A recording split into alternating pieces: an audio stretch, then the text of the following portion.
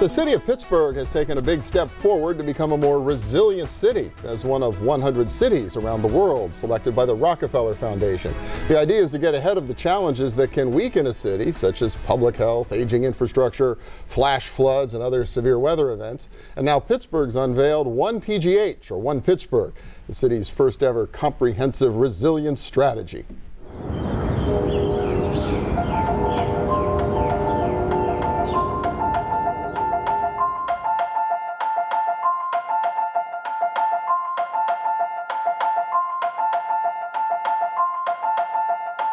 It's a beautiful day in this neighborhood, a beautiful day for a neighbor. Would you be mine? Could you be mine? It's a neighborly day in this beauty wood, a neighborly day for a beauty.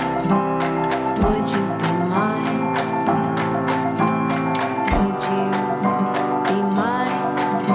I've always wanted to have a neighbor just like you. I've always wanted to live in a neighborhood with you. So let's make the most of this beautiful day, and since we're together, we might as well say, would you be mine?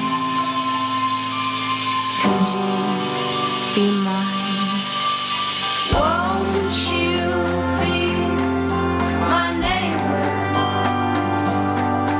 Won't you please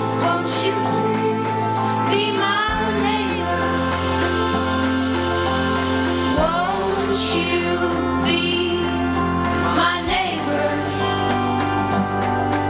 Won't you please be my neighbor?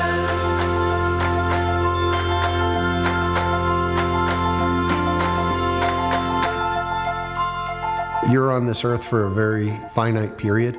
We don't get to say, well, things are good now and we'll just let them be. We have to take it forward by working together, the Pittsburgh way. And Bill Peduto is here with us. Bill Peduto, Mayor of Pittsburgh. I guess the video is what this resilient thing is all about. Yeah, right? so it was inspired by our Chief Resiliency Officer's daughter, Marley Irvin.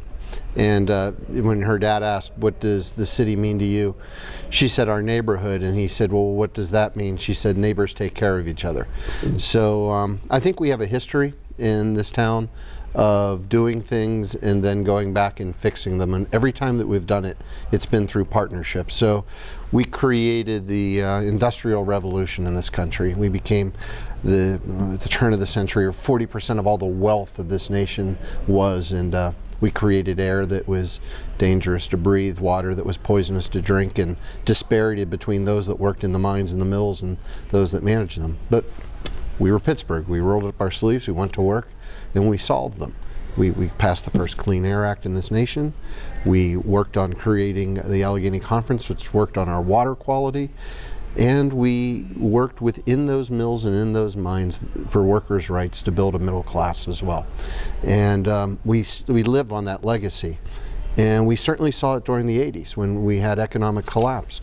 But we didn't lose all of our great amenities. In fact, we doubled down with Carnegie Science Center, the War Hall, the cultural district, our universities expanding, our hospitals becoming a major industry.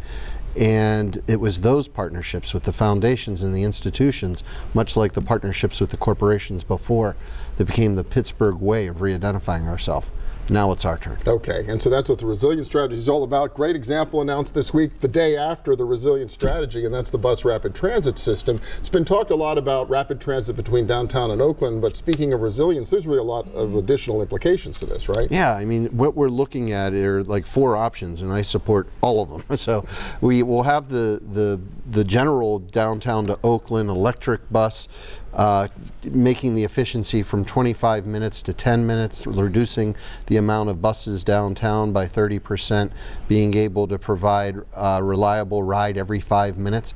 But then we're looking to expand it and take it on the busway all the way to Wilkinsburg, and being able to go from Wilkinsburg to Homewood into downtown much easier. And this really represents a lot of the traffic on the Port Authority system, right? If it's We're built. talking about 1 out of every 3 people on a daily basis who ride in the Port Authority system. This is the major announcement. It will affect 1/3 of the Port Authority for only $200 million. But it would also go out to Greenfield by way of Squirrel Hill, and it would also go out to Highland Park by way of East Liberty, in connecting all of those systems in a much more efficient manner. So that's what's happening within the Port Authority system within the city. When we come back, I want to ask you a little bit about some of the other big visionary transportation things that were talked about this week, as well as some other infrastructure challenges we have around water. So we'll be back in a minute with Bill Peduto, the mayor of the city of Pittsburgh. Stay with us.